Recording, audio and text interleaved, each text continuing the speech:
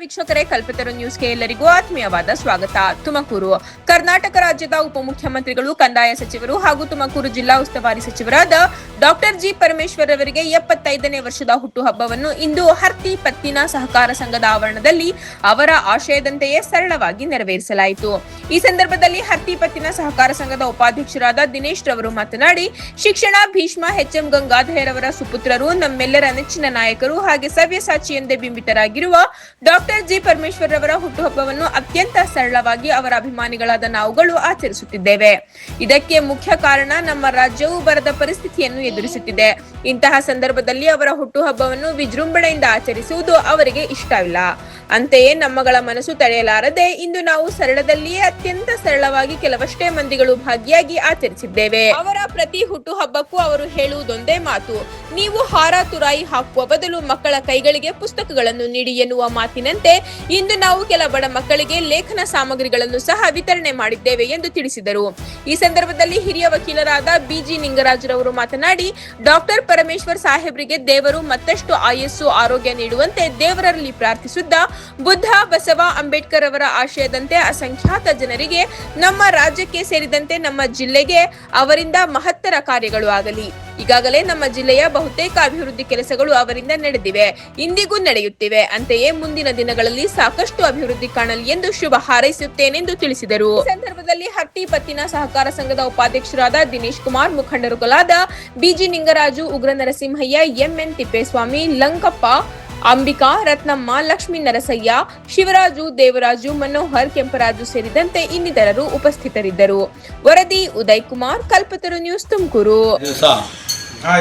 G Parameshwar ಅವರು ಈ ರಾಜ್ಯದ ಉಪಮುಖ್ಯಮಂತ್ರಿಗಳು ಹಾಗೂ ಕಂದಾಯ ಸಚಿವರು ಆದಂಥ ನಿಮ್ಮೆಲ್ಲರ ಅಚ್ಚುಮೆಚ್ಚಿನ ನಮ್ಮ ಗುರುಗಳಾದಂಥ ಡಾಕ್ಟರ್ ಜಿ ಪರಮೇಶ್ವರ್ ಅವರ ಸಚಿವರು ಆದಂಥ ಡಾಕ್ಟರ್ ಜಿ ಪರಮೇಶ್ವರ್ ಅವರು 75ನೇ ವರ್ಷದ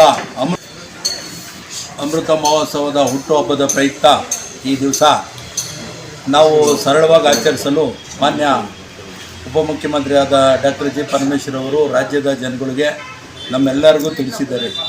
ಏಕೆಂದರೆ ತೀವ್ರ ಬರಗಾಲದಿಂದ ಕರ್ನಾಟಕ ರಾಜ್ಯದಲ್ಲಿ ಜನಗಳಿಗೆ, ಜಾನುವಾರುಗಳಿಗೆ ತುಂಬ ನೀರಿನ ಸಮಸ್ಯೆ ಆಗಿದೆ. ರೈತರುಗಳಿಗೆ ವ್ಯವಸಾಯ ಮಾಡೋದಕ್ಕೂ ಕುಡಿಯೋದಕ್ಕೂ ನೀರಿಲ್ಲ. ಆ ಕಾರಣಕ್ಕಾಗಿಯೇ ನನ್ನ ಹುಟ್ಟುಹಬ್ಬವನ್ನು ನಾನು ಆಚರಿಸುವುದಿಲ್ಲ ಮತ್ತು ನನ್ನ ಅಭಿಮಾನಿಗಳು, ಹಿತೈಷಿಗಳು ಯಾರೂ ಸಹ ಆಚರಿಸಬಾರದೆಂದು ತಿಳಿಸಿದ್ದಾರೆ. ನಾನು ಈ ಕಾರಣಕ್ಕಾಗಿಯೇ ನಾನು ನಿಮಗೆ ಸಿಗೋದಿಲ್ಲ ಅಂತೇಳಿ ಅವರು ಹೊರದೇಶಕ್ಕೆ ಈ ಸುಸಂದರ್ಭದಲ್ಲಿ ಈ ರಾಜ್ಯದಲ್ಲಿ ಬರಗಾಲ ಇರೋದ್ರಿಂದ ನಾನು ಕಾಣಿಸ್ಕೋಬಾರ್ದು ಅನ್ನೋ ಕಾರಣಕ್ಕಾಗಿ ಅವರು ಹೊರಗಡೆ ಹೋಗಿದ್ದಾರೆ. ದೇವರು ಈ ಜಿಲ್ಲೆಯ, ಈ ರಾಜ್ಯದ ಎಲ್ಲ ಸಮುದಾಯಗಳ ಒಂದು ಆಸೆಯಂತೆ ದಿವಂಗತ ಎಚ್.ಎಂ. ಗಂಗಾಧರಯ್ಯನವರು, ಗಂಗಾಳಮ್ಮರವರ ಸುಪುತ್ರರು, ಅವರ ಬುದ್ಧ, ಬಸವ, ಅಂಬೇಡ್ಕರ್ ಅವರ ಆಶೀರ್ವಾದದಿಂದ ಅವರಿಗೆ ಈ ರಾಜ್ಯದಲ್ಲಿ ಇನ್ನಷ್ಟು ಸೇವೆ ಮಾಡೋದಕ್ಕೆ, ತುಮಕೂರು ಜಿಲ್ಲೆಯನ್ನು ಇನ್ನಷ್ಟು ಅಂತಾರಾಷ್ಟ್ರೀಯ ಮಟ್ಟಕ್ಕೆ ಅಭಿವೃದ್ಧಿ ಪಥಕ್ಕೆ ತೆಗೆದುಕೊಂಡು ಹೋಗೋದಕ್ಕೆ ದೇವರು ಇನ್ನೂ ಹೆಚ್ಚಿನ ಶಕ್ತಿ, ಆಯುರಾರೋಗ್ಯ ಕೊಟ್ಟು ಅವರು ಅವ್ರ ಕುಟುಂಬಗಳಿಗೆಲ್ಲ ಒಳ್ಳೇದು ಮಾಡಲಿ ಅಂತ ಹೇಳ್ಬಿಟ್ಟು ನಾವು ಹರ್ತಿ ಪತ್ತಿನ ಸಹಕಾರ ಸಂಘದ ಅಧ್ಯಕ್ಷರು ಆದಂಥ ಪರಮೇಶ್ವರ್ ಅವರಿಗೆ ನಾವು ಎಲ್ಲ ನಿರ್ದೇಶಕರು ಈ ದಿವಸ ಆಶಿಸ್ತಾ ಇದ್ದೀವಿ. ಸಮಸ್ತ ಕನ್ನಡ ನಾಡಿನ ಜನತೆಗೆ ಡಾಕ್ಟರ್ ಜಿ ಪರಮೇಶ್ವರ್ ಅವರ ಹುಟ್ಟುಹಬ್ಬದ ಶುಭಾಶಯಗಳನ್ನು ಹೇಳ್ತಾ, ಇವತ್ತು ನಾನು ತುಮಕೂರು ಜಿಲ್ಲಾ ಕಾಂಗ್ರೆಸ್ SC ಅಧ್ಯಕ್ಷರು ಮತ್ತು ಶ್ರೀ ಹರ್ತಿ ಪತ್ತಿನ ಸಹಕಾರ ಸಂಘದ ನಿರ್ದೇಶಕರು, ವಕೀಲರಾಗಿ ಕೆಲಸ ಮಾಡ್ತಾ ಇದ್ದೀನಿ.